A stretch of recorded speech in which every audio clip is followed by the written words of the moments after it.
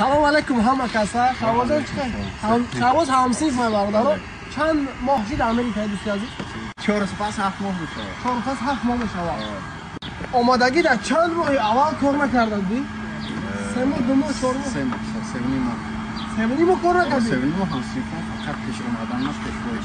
وایسی 3 ماه فقط اومدن شاید میچت کردید بشو فهمید let's go 7 ماه که امریکا در بودین بعد دال چی کار کردید تو چقدر کار کردید 2 ماه میشه کار 2 ماه در اون رزولتات هست ماشین پوشین خونه خالی یا معرفی که همین ماشین گرفتی ماشین چند هزار دلار غلطی 4 تا بود اکمل کردیش تخمین باشه